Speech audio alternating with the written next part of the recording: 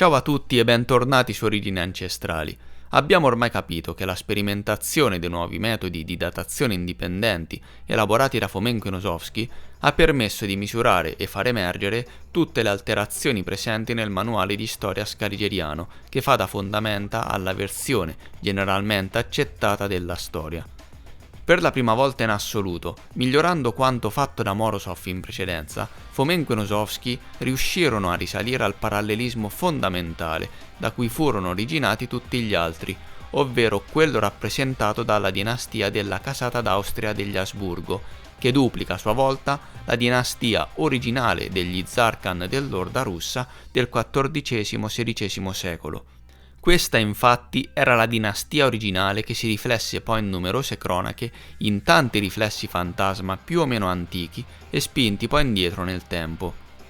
Oggi, in questa occasione, andremo a vedere in dettaglio il confronto dei questionari codice o dei codici forma tra queste due dinastie e vedremo come le biografie dei singoli regnanti coincidono perfettamente, togliendo qualsiasi ombra di dubbio.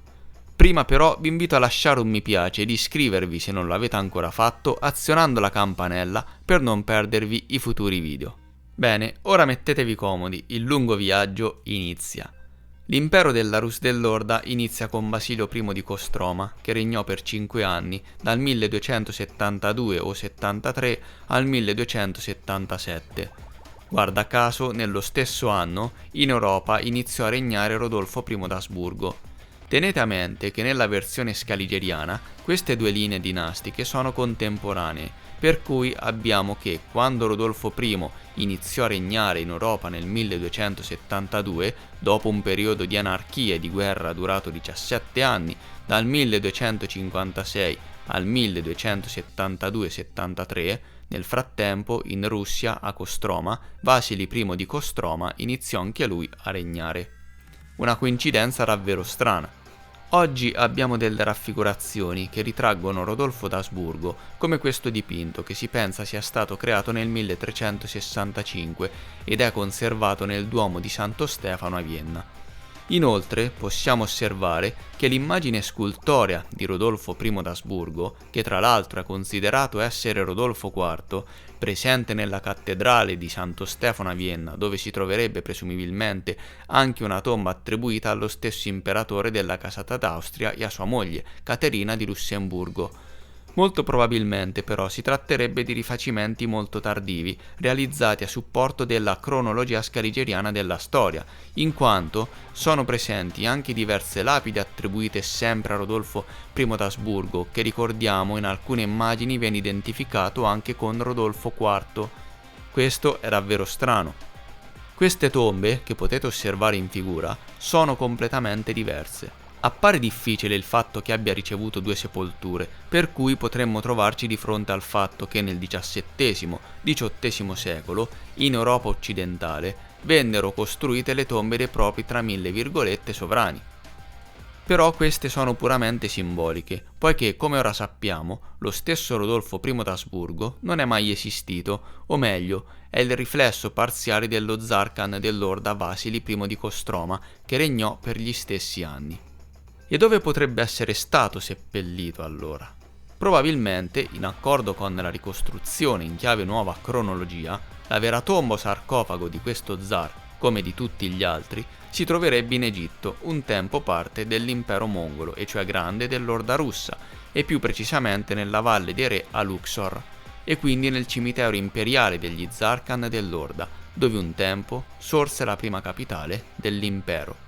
Ma il personaggio di Rodolfo I non contiene soltanto la vita dello zar Khan Basilio I di Kostroma, ma anche quella dello zar Demetrio I Pereyaslavsky, il cui regno durò 19 anni, dal 1273 al 1291, conosciuto sia come Pereyaslavsky che Nevsky. Anche qui abbiamo un bel parallelismo, in quanto lo stesso Rodolfo I regnò per 18 anni. Questo nome potrebbe essersi derivato o avrebbe potuto suonare come Rudo LT, a causa della frequente transizione dalla F. Inoltre, Rudo potrebbe essersi derivato da una distorsione di Orda, che, come sappiamo, era la componente militare dell'impero. Per cui, originariamente, potrebbe essere stato un nome del genere, Orda LT indicante qualcuno che proviene dall'orda latina e quindi orda popolo o orda Ludskaya, ipotesi da non scartare. Ma vediamo ulteriori fatti che accomunano queste due figure. Nella storia russa del XIV secolo, la nomina del Granduca, in questo caso Demetrio I Pereyaslavsky, avvenne appunto nell'orda. Secondo la versione Romanov della storia, questa elezione è presentata come la conferma del Granduca russo da parte del Khan tartaro. Però questa è la versione alterata della storia, che tende a diversificare queste due cariche, definendo il Khan tartaro un rappresentante delle forze militari straniere che tenevano sotto controllo a quel tempo la Rus. In realtà, l'Orda era la parte militare dello stesso impero russo, impero multietnico, dove i cosacchi dell'Orda, capitanati dal Khan, erano essi stessi in parte slavi, oltre che turchi, per cui, a quel tempo, chi veniva nominato Khan equivaleva a diventare Granduca al comando di determinate terre.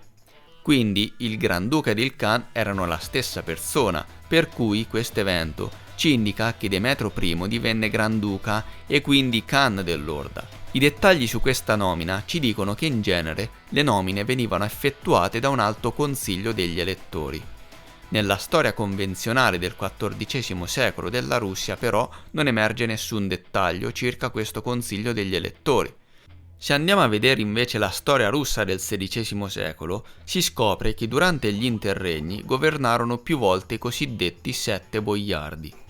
Potrebbe essere questo il consiglio dell'Orda che elesse i gran principi Khan e che governò durante l'interregno? Nei libri dell'ordine, infatti, come ci dicono i testi, si trova l'indicazione che i sette boiardi furono più volte responsabili di Mosca sotto lo zar Ivan e suo figlio Fyodor. Il loro modello, come ora si comprende, furono proprio i sette boiardi di Basilio. Allo stesso modo, volgendoci alla biografia di Rodolfo I, apprendiamo che venne nominato da 7 elettori consiglieri.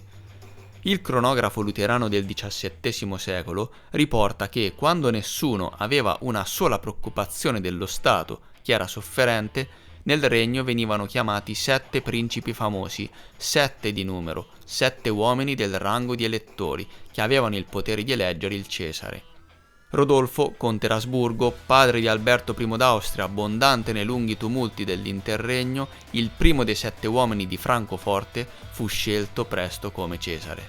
Per cui la nomina del re dell'impero asburgico avveniva tramite la scelta effettuata da 7 elettori, un consiglio di 7 membri. Coincidenza? Come sappiamo bene, assolutamente no, per cui l'imperatore del Sacro Romano Impero della casata d'Austria Rodolfo I è un riflesso fantasma stratificato, risultante dall'incollamento delle vite di 2 zar Khan dell'Orda, Basilio I di Kostroma e Demetrio I Pereyaslavsky. Continuando con la lista, giungiamo ora ad Andrei Novgorодский o Gorodeschi, 1294-1304 e poi 1304-1328. Su questo punto però c'è molta confusione. Secondo diverse fonti, inizialmente regnò soltanto un anno, dal 1293 al 1294. In seguito, altre cronache menzionano Andrei di Gorodets, Suzdal e Novgorod, ma come regnante dal 1302 al 1304, e quindi per 2 soli anni di regno, mentre in un'altra cronaca la fine del regno non è affatto menzionata, ed in un'altra cronaca ancora risulta che Ivan Kalita venne nominato il primo Granduca dopo Andrei, che quindi governò per 1 anno o 2 anni o addirittura 34. Insomma, c'è soltanto confusione. Negli Asburgo invece non abbiamo nessun riflesso doppione. Forse i cronisti europei non riuscirono a comprendere il caos dei disordini o dei tumulti mongoli dell'impero dell'Orda russa. Quindi arriviamo al quarto imperatore zar Khan dell'Orda, ovvero Michele il Santo, principe di Tver e Vladimir 1304-1319, che regnò per 15 anni.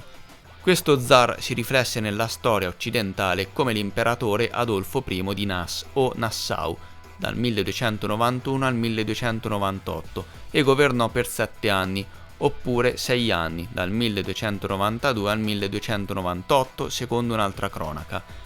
Poi gli successe Alberto I, alias Albrecht I, dal 1298-1307, che governò per circa 9 o 10 anni.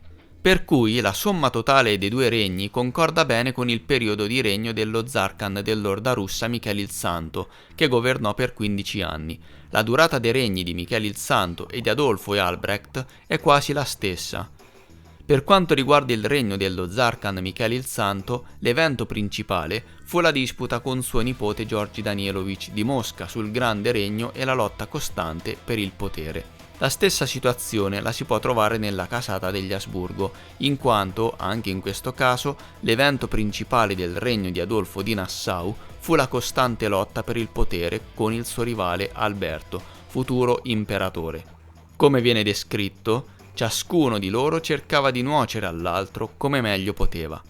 Michele il Santo di Tver fu ucciso nell'Orda, trafitto da un coltello o una spada a seguito di una cospirazione guidata dal suo rivale Giorgi, il futuro Granduca. Allo stesso tempo, uno degli assassini, di nome Romanez, come viene scritto nelle cronache, affondò un coltello nelle costole di Michele di Tver e gli tagliò il cuore. La cospirazione venne guidata dal principe Giorgio di Mosca, che al tempo era Granduca, per cui potremmo chiamare questa cospirazione come la cospirazione di Mosca. Leggendo la storia di Adolfo di Nassau, che si unisce a quella di Albrecht, apprendiamo che anche lo stesso Adolfo viene ucciso anche se durante una battaglia. Cadde da cavallo e fu trafitto, perforato. Questo è quanto viene scritto. Dicono che cadde per mano del suo avversario trionfante. Ovviamente questa morte fu premeditata a seguito di una cospirazione organizzata dal suo assassino, ovvero Alberto, il futuro imperatore. Questa cospirazione può essere chiamata cospirazione asburgica. Accadde però un altro fatto interessante, poiché anche il secondo duplicato di Michele di Tver, Alberto, fu ucciso praticamente allo stesso modo, a causa di una cospirazione, trafitto da una spada. Qui siamo di fronte ad uno sbaglio commesso dai cronisti dell'Europa occidentale che divisero il Granduca russo Michele il Santo in due imperatori asburgici, Adolfo e Alberto. Del resto i nomi Adolf e Albrecht sono molto simili, per cui potrebbe essersi originata una certa confusione che ha portato allo sdoppiamento dello stesso personaggio. Ma i parallelismi non sono finiti qui. Prestiamo ad esempio attenzione al nome di Michele il Santo, conosciuto anche come Michele di Tver, ovvero Tverskaya. Questa parola ha la stessa struttura consonantica del nome della sua controparte austriaca, riflessa nel titolo di Albrecht d'Asburgo. Teniamo a mente che il rivale di Michele il Santo era Giorgi di Mosca, e cioè Moscovski. Adolfo e Alberto erano parte della casata d'Austria. Albrecht si chiamava austriaco e quindi austriaco. Potremmo essere di fronte alla distorsione del nome Tverskaya, in quanto, senza vocalizzazione, questi nomi hanno la stessa struttura consonantica, vale a dire VSTR e TVRS, differenziano soltanto nella permutazione. Anche il nome Nassau di Adolfo potrebbe essere una leggera distorsione del nome Moscovski, che significa di Mosca.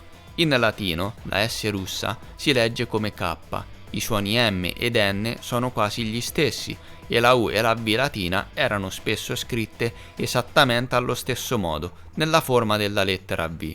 Per cui Nassau, Nassauski, avrebbe potuto suonare come Masavski, cioè Mosca.